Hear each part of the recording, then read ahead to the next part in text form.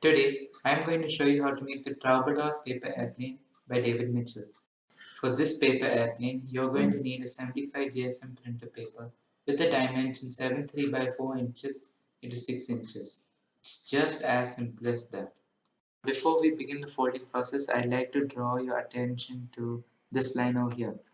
This is in front of the model, and though it may not look like much now, this will be crucial in the later steps of the model. It's literally going to be the difference between the plane flying or not. Now, the measure from this line to the edge, the forward edge that is exactly 1 centimeter. So measure 1 centimeter of both sides and connect the line. Now, let's begin the folding process. To begin, we are going to take our sheet and fold it in half. I have already done that here, but remember that you also must do this. Now we're going to make this edge touch this edge and make a line along here. Just going to fold that like this. So remember, pinches till where you're confident. If you're fully confident, pinch along the whole line.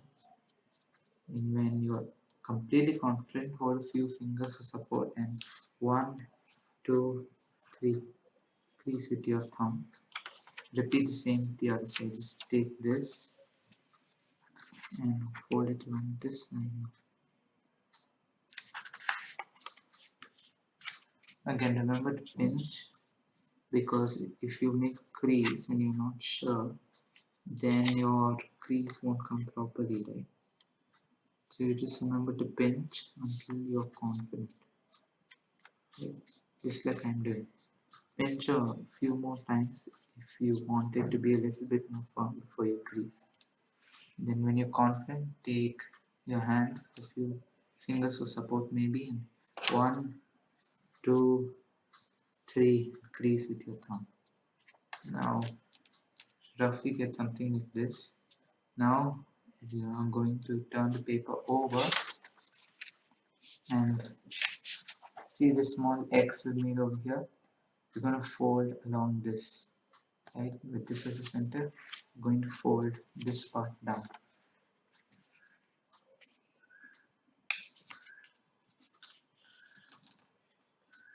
Just keep pressing here and pinching and pressing for such a crease in the middle. 1, 2, 3, crease with your thumb. So you can see here, the point where the X's meet is roughly the halfway mark. Now we unfold this and turn it to the white side. Then we press center, take these two, fold it down and squash flat. This is called a water bomb base, because in the origami model for the water bomb, you have to get a base like this beneath. Now we're going to make this corner here touch this. Just do that, then press, 1, 2, 3, 4, 5, 6. Crease with the thumb like this when there are bigger, thicker creases. And pull it up and we made something like this. Now we are going to turn our paper this way and make this end and this end right here touch the middle leg. Take it, press there, pinch and press, unfold. Same with the other side, pinch over here, press a bit and unfold. So yeah, you roughly got a little triangle here for a paper airplane.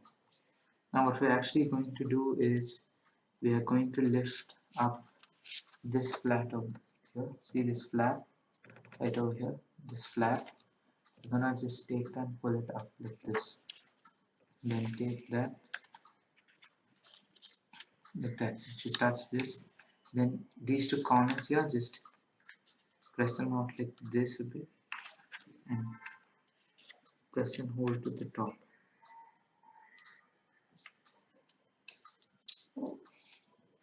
That's what one side should look like, and repeat the same for the other side.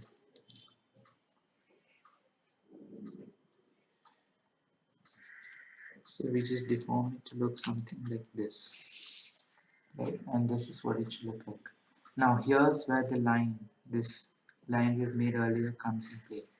What we're actually going to do is we're going to take this right here, fold along a line here, so that this here touches this and this here touches this.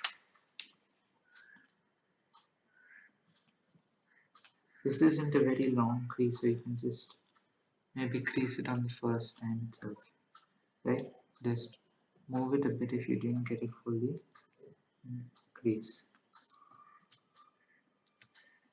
Yeah, like that. So what roughly one side should look like. Then same for the other side. Take this and from here to here, just imagine a line. There's no need to draw now. This isn't very hard to do, right? Even as a first time, this isn't exactly a really hard fold. Only if you're really unsure that this won't come accurately and you really want to make sure the measurement is correct, then you should do it. Yeah, it should look roughly like this, like a soup, right? Two flaps here, like that. Now we turn it over, and now here you see this is where the line starts to come in play. We are gonna have to actually fold down on this line for the other side. First, take your paper, turn it upside down, hold it here, three fingers. One goes under the paper, two go above, one beyond the line, one in front of the line, and then we just press it down.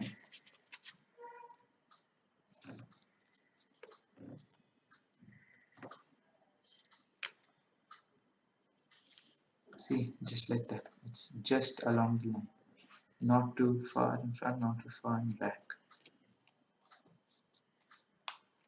Now turn your paper over, and this is what it should look like, 1 centimeter.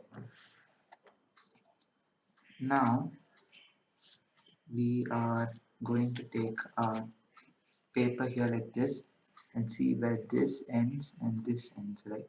This is covered by our flaps here, and that is where we're going to make our fold line. So first we're going to turn it over and fold in half like this, right? Now here comes the more tricky part. We are going to take a scale and a pencil, only if you're really unsure about making the line first. Otherwise you can even eyeball and freehand it. So see the point where this right here ends and this right here ends. That's where we're going to fold on. So take your scale and draw a line.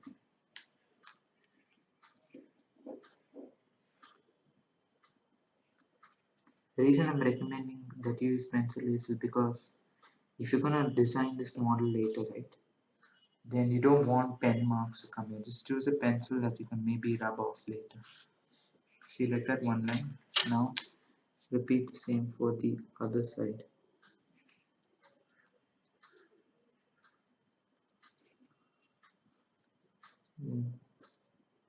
Take your pencil, divide it into parts because this model has many layers, right? For each part, draw one line, one line, one line, one line, one line, one line. Then second line for this, second line for this, second line for this, second line for this, second line for this.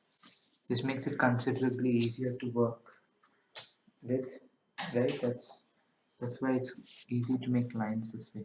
So yeah, you share lines roughly like this.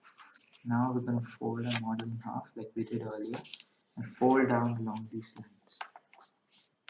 Again, this isn't very hard, so you don't have to do any of the complex pinching or this and that.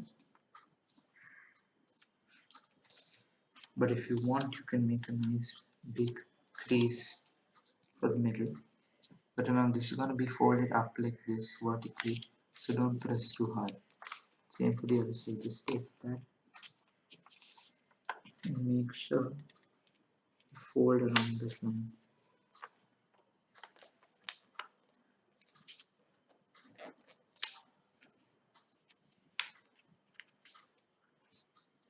And press, press, press, press. And you should get a model like this.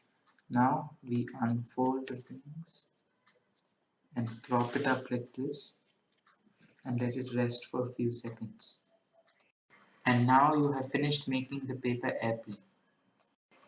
Now I am going to show you a design version of the same paper airplane. And this is what a design version of the same paper airplane looks like. Few ideas to try would be for the majority of the back, right? The main set of wings here, you could put a nice design that looks like tessellating gemstones, like for yellow topaz, for green amethyst, and for the rest you can put any colors you like. And then on the edge of the wings here you can put the name of the plane, Troubadour. Troubadour. You can even make it contrast with the rest of the main wing here. And for these little winglets here, in here, you can put a color that corresponds for this. Like this is mainly yellow, right? Topaz is mainly yellow. Put a nice yellow here and yellow here. And for diffraction, that means light split in a few different ways. Yellow starts to look green, so you can split the wing in half and put green and green. And for this part, you can put a nice golden color here. You're sticking to the theme of warm colors. And warm colors basically means yellow, red, or orange, or any hues or shades of that color. Or you can go completely contrasting and use only cool colors here and just put blue, blue, and maybe black or whitish, like those colors. Those are lighter colors. And now we are going to commence our test flight. For nice, long, smooth and even flight, I recommend that you hold the plane by somewhere over here in the middle and launch at a medium speed. Okay, here we go. 3, 2, 1, go.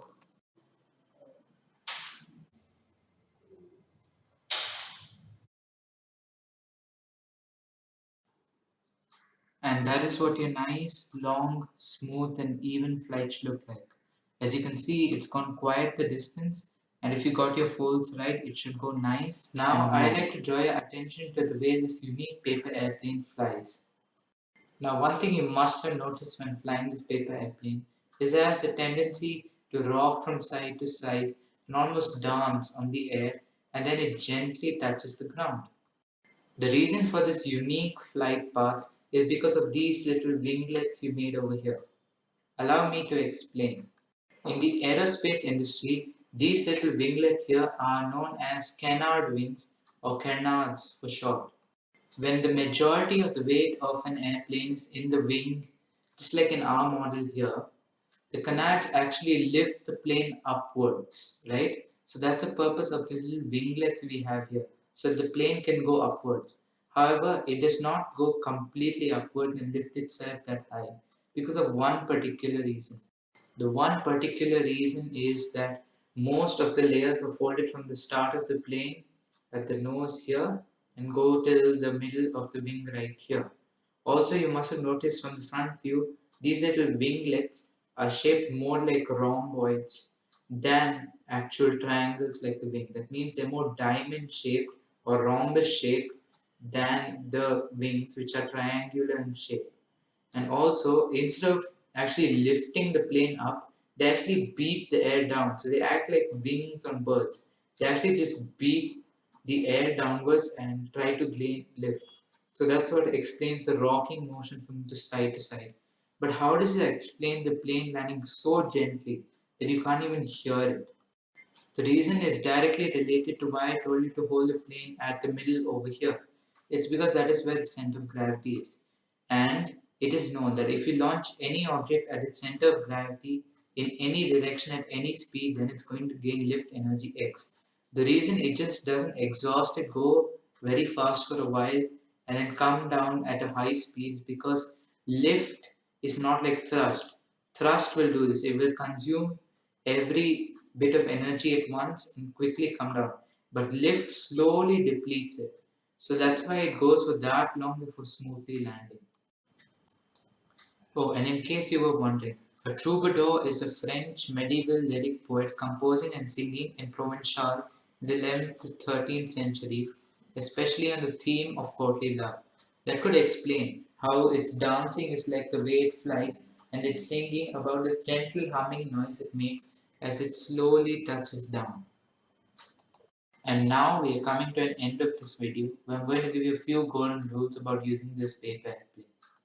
The first golden rule is that when launching display in very high wind speed conditions, always hold it by the middle over here or where the collar ends and launch at a medium speed and make sure that these winglets are in the same lines as not too high, not too low.